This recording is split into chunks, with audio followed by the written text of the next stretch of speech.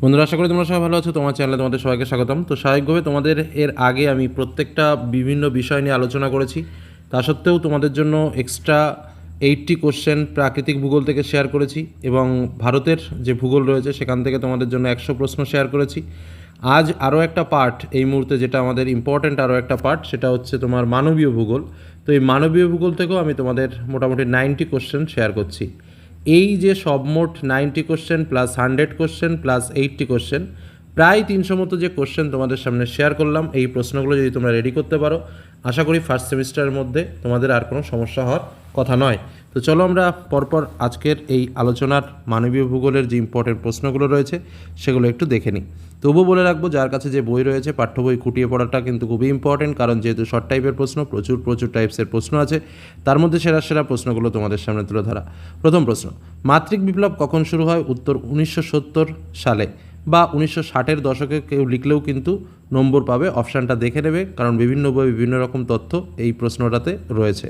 পরবর্তী প্রশ্ন, ভূত্বক ও মানব সমাজের মধ্যে সম্পর্কের সংশ্লেষের অধ্যয়নকে কি মানব ভূগোল কথাটা বলেছেন? কথাটা কে বলেছেন? প্রশ্নটা হলো, ভূত্বক ও মানব সমাজের মধ্যে সম্পর্কের সংশ্লেষের অধ্যয়নই হলো মানব ভূগোল। এই কথাটা কে বলেছেন? উত্তর র্যাটজেল বলেছেন। মানব ভূগোল কী নিয়ে আলোচনা করে? উত্তর পৃথিবী ও মানুষের পারস্পরিক সম্পর্ক নিয়ে।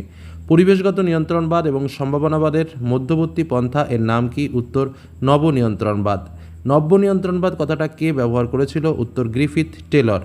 মূলক ভূগোল উৎপত্তি কার ভাবনা থেকে? উত্তর কার্ল মার্কসের ভাবনা থেকে।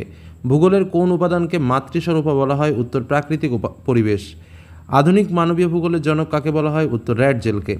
ভূগোলের যে শাখায় মানুষের অর্থনৈতিক ক্রিয়াকলাপ এবং প্রাকৃতিক পরিবেশের পারস্পরিক সম্পর্ক নিয়ে আলোচনা করা হয় তাকে কি বলে? উত্তর অর্থনৈতিক ভূগোল। পশুপালন কোন স্তরের অর্থনৈতিক কাজ? প্রথম। খনি শ্রমিক কোন স্তরের অর্থনৈতিক ক্রিয়াকলাপ? উত্তর প্রথম। বিশ্বের সর্বাধিক কর্মী কোন স্তরের কার্যাবলীর সঙ্গে যুক্ত? উত্তর প্রথম।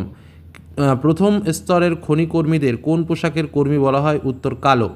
ভারতের মোট জনসংখ্যার কত শতাংশ প্রথম স্তরের কাজের সঙ্গে যুক্ত? উত্তর 60%।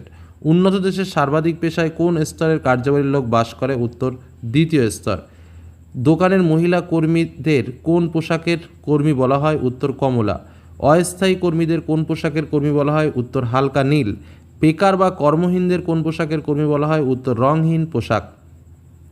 ভারতের কত শতাংশ মানুষ দ্বিতীয় স্থানের কার্যাবলীর সঙ্গে যুক্ত? উত্তর 12%। ভারতের কত শতাংশ মানুষ তৃতীয় স্তরের অর্থনৈতিক কাজের সঙ্গে যুক্ত? উত্তর 23%। এজেন্ট, প্রমোটার, লেখক, সাংবাদিক, সংবাদ পাঠক, ক্রীড়াবিদ কোন শ্রেণীর কার্যাবলীর অন্তর্গত? চতুর্থ স্তর। সৃজনশীল কাজের কর্মীদের কোন পোশাকের কর্মী বলা হয়? হলদে।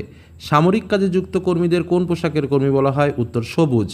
গবেষক, বিজ্ঞানী, ইঞ্জিনিয়ার, উকিল, ব্যারিস্টার, আর্থিক উপদেষ্টা, বিভিন্ন পদাধিকারী, প্রখর বুদ্ধিমান এবং জ্ঞানী ব্যক্তি এরা কোন স্তরের অর্থনৈতিক কার্যাবলীর অন্তর্গত? উত্তর পঞ্চম। সোনালী পোশাকের কর্মীরা কোন কাজে নিযুক্ত? পরামর্শদান কাজে নিযুক্ত থাকে। পর্যটন কোন প্রকার অর্থনৈতিক ক্ষেত্রের অন্তর্গত? তৃতীয়। সেবা ক্ষেত্র কাজকর্ম নিযুক্ত কর্মীদের কোন পোশাকের কর্মী বলে? উত্তর গোলাপি পোশাক। প্রতিষ্ঠান নির্ভর অর্থনৈতিক কাজকর্ম কোন স্তরের? উত্তর চতুর্থ স্তরের। পশম সংগ্রহ কোন প্রকার অর্থনৈতিক কাজ? উত্তর প্রাথমিক। নির্মাণ শিল্প কোন প্রকার অর্থনৈতিক কাজের সাথে যুক্ত? উত্তর মাধ্যমিক। বুদ্ধির ভাণ্ডার বা থিঙ্ক ট্যাঙ্করা নিয়োজিত থাকেন কোন অর্থনীতির ক্ষেত্রে? উত্তর পঞ্চম স্তরের ক্ষেত্রে। মৎস্য সংগ্রহ ও তথ্য সংক্রান্ত অর্থনৈতিক কাজে নিযুক্ত কর্মীরা কোন স্তরের? উত্তর দ্বিতীয়। বনজ সম্পদ সংগ্রহের সাথে নিযুক্ত কর্মীরা কোন পোশাকের কর্মী? উত্তর লাল পোশাক। কৃষিকাজের সর্বজনগ্রাহ্য সংজ্ঞা কে দিয়েছেন? উত্তর জিমারম্যান। উত্তর পূর্ব ভারতে জুম চাষ কোন কৃষির অন্তর্গত? স্থানান্তর কৃষি। ভারতের উড়িষ্যা ও অন্ধ্রপ্রদেশ রাজ্যের স্থানান্তর কৃষি কী নামে পরিচিত? উত্তর পডু। গৃহপালিত পশুদের মধ্যে সবার আগে কোন প্রাণী পোষ মানে? উত্তর কুকুর। ভারতের সবুজ বিপ্লবের প্রভাব কোন ফসলের ওপর সর্বাধিক? উত্তর গম। ভারতের নীল বিপ্লব কোন উৎপাদনের সঙ্গে জড়িত? উত্তর মৎস্য। ভারতের শ্বেত বিপ্লবের জনককে? ভার্গিস কুরিয়েন। ভারতের সবুজ বিপ্লবের প্রধান শর্ত কী ছিল? উচ্চ ফলনশীল বীজের ব্যবহার। সম্পূর্ণ প্রাকৃতিক পরিবেশে ও পুরনো যন্ত্রপাতির সাহায্যে পরিচালিত কৃষি পদ্ধতিকে কী বলা হয়? প্রথাগত কৃষি। পৃথিবীর সবচেয়ে উন্নত কার্পাস চাষ কোথায় হয়? উত্তর মিশরে। ভারতের নতুন জাতীয় কৃষি নীতিকে কী বলা হয়? রামধনু বিপ্লব। ভারতের সবুজ বিপ্লব কখন ঘটে? 60-এর দশকে। ভারতের শ্বেত বিপ্লব কখন ঘটে? 70-এর দশকে। ভারতের নীল বিপ্লব কখন ঘটে? 70-এর দশকে। ভারতীয় নীল বিপ্লবের জনক কে? অরূপ কৃষ্ণান। ভারতীয় গোলাপি বিপ্লবের জনক কাকে বলা হয়? ডক্টর হীরালাল চৌধুরী। সারা বছর ফোটে এমন ফুলের চাষকে কী বলা হয়? ফ্লোরিকালচার। যে কৃষি ব্যবস্থায় নিকটবর্তী শহরে বিক্রি করার উদ্দেশ্যে ফুল ফল শাকসবজি চাষ হয় তাকে কী বলা হয়? উদ্যান কৃষি। কোন মাটি তুলো চাষের পক্ষে আদর্শ? চুন মিশ্রিত কালো মাটি বা রেগুড় মাটি। রেটুন শব্দটি কোন ফসলের সঙ্গে যুক্ত? আখ চাষের সঙ্গে যুক্ত। বল উইভিল পোকা কোন চাষের ক্ষতি করে? উত্তর কার্পাস। দীর্ঘ আঁশের তুলো রপ্তানিতে প্রথম কে? উত্তর মিশর। কোন দেশে তুলোকে সাদা সোনা বলা হয়? উত্তর পাকিস্তান। নিবিড় জীবিকা সত্তাভিত্তিক কৃষির প্রধান ফসল কি? উত্তর ধান। ব্যাপক বাণিজ্যিক কৃষির প্রধান ফসল কি? উত্তর গম। আঙ্গুল চাষের পোশাকি নাম কি? উত্তর ভিটিকালচার। ইক্ষু উৎপাদনে পৃথিবীতে দ্বিতীয় স্থান অধিকার করে কোন দেশ? উত্তর ভারত। ভারতের দুগ্ধমানব কাকে বলা হয়? ভার্গিস কুরিয়েনকে। মার্কেট গার্ডেনিং কথাটি কোন দেশে প্রচলিত? উত্তর আমেরিকা যুক্তরাষ্ট্র।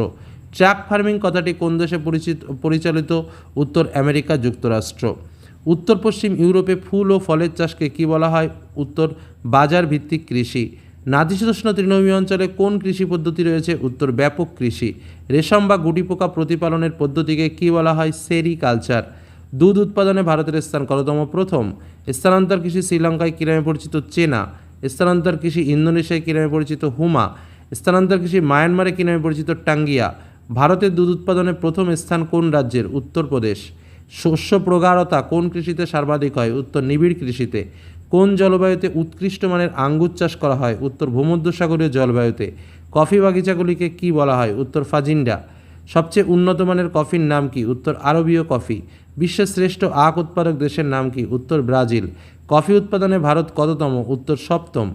আখ উৎপাদনে বিশ্বে ভারত কততম? উত্তর দ্বিতীয়। বিশ্বের শ্রেষ্ঠ কফি উৎপাদক দেশ কোনটি? উত্তর ব্রাজিল। ভারতের ধান গবেষণাগার কোথায় অবস্থিত? উড়িষ্যার কটকে। আন্তর্জাতিক ধান গবেষণাগার কোথায় অবস্থিত? ফিলিপাইন্সের ম্যানিলা। কয়েকটি উচ্চ ফলনশীল ধান বীজের নাম লেখো। পদ্মা, জয়া, রত্না, আয়ার 8, আয়ার 20, CO51। গম উৎপাদনে পৃথিবীতে ভারতের স্থান কত? দ্বিতীয়। ভারতের কোন রাজ্য গম উৎপাদনে প্রথম? উত্তরপ্রদেশ। ভারতের কোন রাজ্য হেক্টর প্রতি গম উৎপাদনে প্রথম? পাঞ্জাব। ভারতের গম গবেষণাগার কোথায় রয়েছে? দিল্লি নিকট পুসায়। আন্তর্জাতিক গম গবেষণাগার কোথায় অবস্থিত? মেক্সিকোর রাজধানী মেক্সিকো সিটিতে। ভারতের কার্পাস গবেষণা কেন্দ্র কোথায় অবস্থিত? মহারাষ্ট্রের নাগপুরে। ভারতের কোন রাজ্য কফি উৎপাদনে প্রথম? কর্ণাটক। ভারতে কোন ধরনের কফি উৎপাদন করা হয়? Robusta coffee. কোন রাজ্য হেক্টর প্রতি কফি উৎপাদনে প্রথম? কর্ণাটক। ভারতের বৃহত্তম কফি উৎপাদক জেলা কোনটি? চিকমাগালুর, যেটা কর্ণাটকে রয়েছে। ভারতের কফি গবেষণা কেন্দ্র কোথায় অবস্থিত? উত্তর চিকমাগালুর। তো এই 92 কোশ্চেন বা প্রায় 90 কোশ্চেন তোমাদের সামনে শেয়ার করলাম। এই প্রশ্নগুলো ভালো করে দেখো। তার সঙ্গে তো বলেইছি তোমাদের যে পার্টগুলো রয়েছে আমি তোমাদের বুঝিয়েছি। যারা ক্লাসগুলো করেছো তারা তো খুবই ভালো, আর যারা না করেছো তাদের জন্য অবশ্যই প্রশ্নগুলো দেখতে হবে। আমি এই ভিডিওর নিচে ডেসক্রিপশন বক্সে টোটাল লিঙ্ক দিয়ে দিলাম, যার মধ্যে সমস্ত ক্লাসগুলো এবং ইম্পর্টেন্ট সাজেশন ও নোটস দেওয়া থাকবে। তোমরা প্রয়োজনে সেই লিঙ্কে ক্লিক করে আরও ডিটেলস জেনে নিতে পারো। তো আজকের মধ্যে এখানেই শেষ করলাম। সকলের পরীক্ষা ভালো হোক। ধন্যবাদ।